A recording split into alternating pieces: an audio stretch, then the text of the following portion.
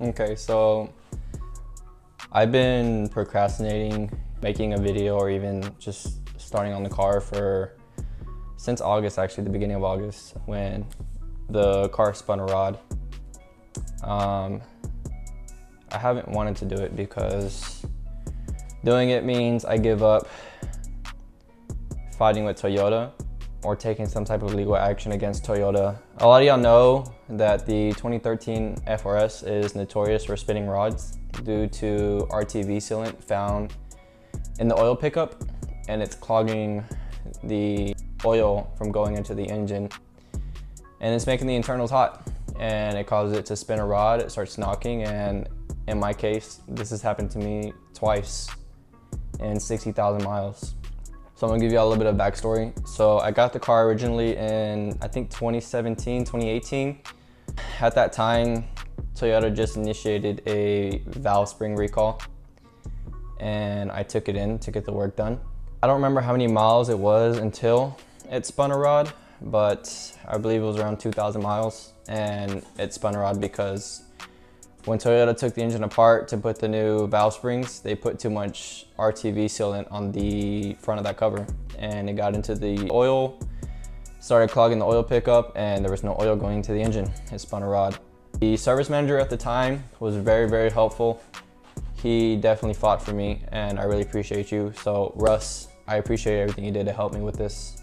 At the time, he helped me get a brand new engine, completely brand new, 0 miles, made in the factory and shipped to Houston to get put in my car. And I believe that was in 2019 when that happened. So in 2023, I think it was like midnight, 1 o'clock in the morning on August 1st. I'm on the highway, going about 72. All of a sudden, all my lights turn on. I start hearing the knocking. Within probably about a minute, the car completely died in the middle of the highway. Going on a ramp to get from one highway to the next highway. So I got stuck at the very top of that ramp, and I was stuck there for like 30, 40 minutes. I had to call my dad at 1 a.m. Thankfully, he woke up and he towed me home.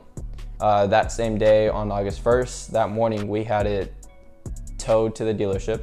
I already knew what it was. The same thing, literally the same thing I knew. Took it to Toyota to confirm, and they did confirm that it spun a rod due to sealant found in the oil pickup, and it clogged the oil to circulate into the engine. Spun a rod again. I got this car at 72,000 miles or around that, and the car is at 138,000 miles. So in about 66,000 miles, I've gone through 2 engines because of RTV clogging the oil pickup. And at this point, the route I would like to go is putting an LS3 in it. It's gonna take a lot of money that I don't have right now, a lot of time and a lot of prepping. One thing I can't do right now is put an LS3 in it, but I can do things like drain the fluids, take the transmission out, the differential out, pull out the engine, start prepping it so that when the time comes, I can start buying things little by little throughout time and start working on putting an LS3 in it. So that's the plan with this car. This engine's just an expensive paperweight at this point. I would like to take it apart to see for myself and gain that experience on what exactly happened, but I'm very new to all this. I've done oil changes, shock replacements, brakes, control arms.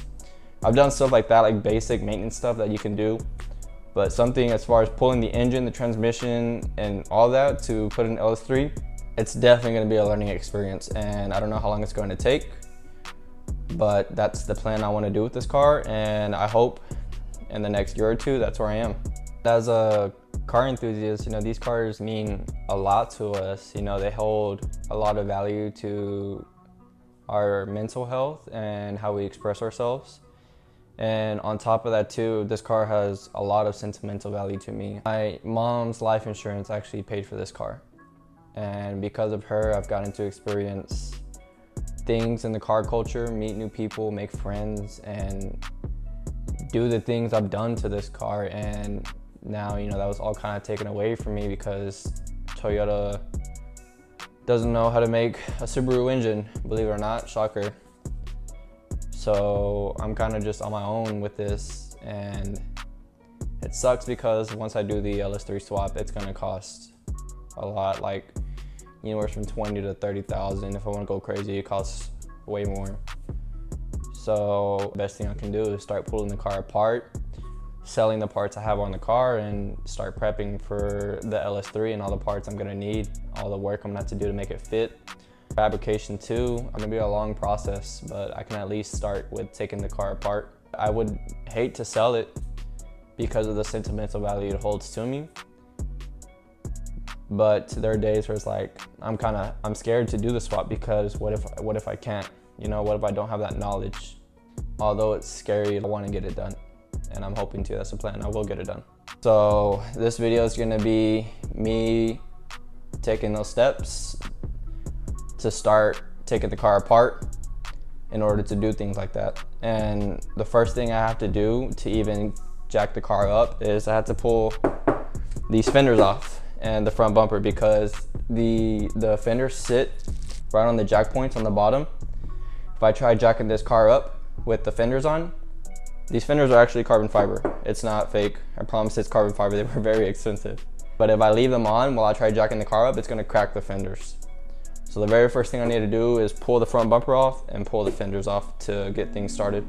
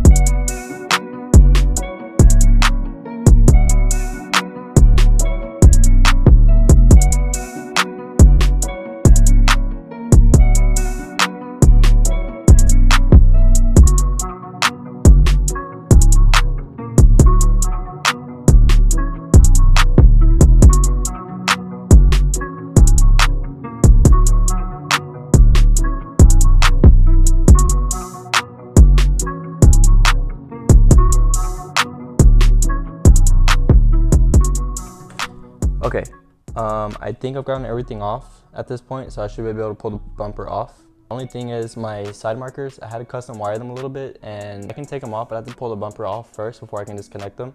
I wired it up in a way where it's only a small piece that I have to disconnect, and I didn't have to mess with the entire harness.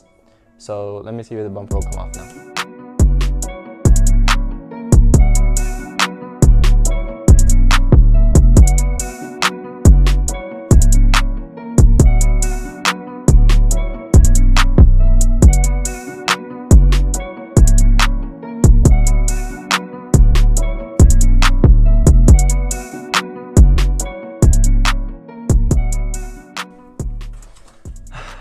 My dumb ass forgot to take off the tow hook. That's why it wasn't coming off. So let me take that off real quick.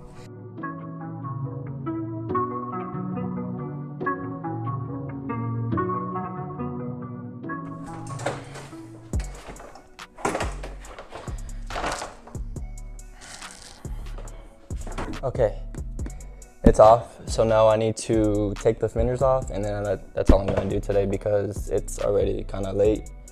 And I'm not trying to spend all night trying to do this because usually when I start stuff, I don't know how to stop. So after I take the fenders off, I'm done.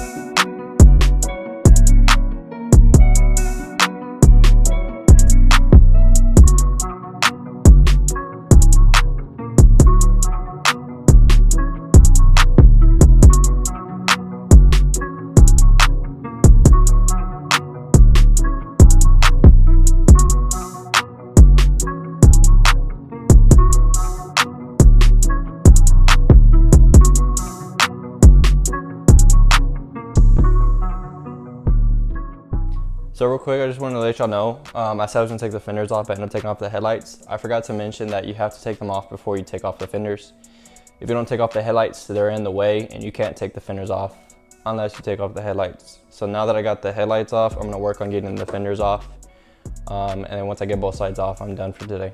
Another thing I'm gonna mention real quick, the bolts and little plastic clips I've taken off, I'm gonna put everything in a Ziploc bag and I'm gonna label it. So I'm gonna have a Ziploc bag for all the front bumper parts, the headlight bracket parts, and also the fender parts. So I'm actually gonna do that right now before I start the fenders, because if there's more bolts, I'm just gonna get more confused. So I'm gonna go ahead and do that right now.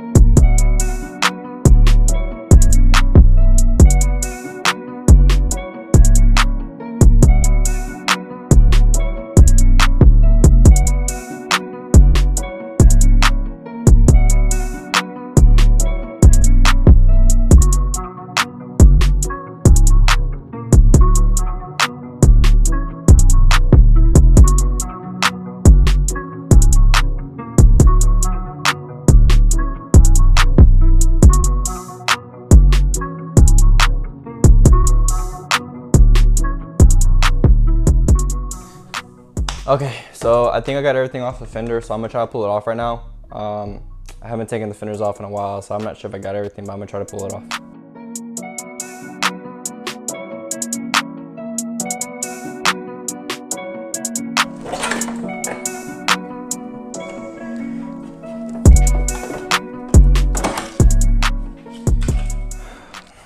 Okay, there was a bolt. Let me see. There's a bolt right here. I don't know if y'all can see that. Hold on, let me get closer. It was giving me a hard time. You can see it slit, so I was hoping I could just slide it out, but it wasn't sliding out, so I just pulled the whole bolt off. But it's off, so I'm gonna do the other side now.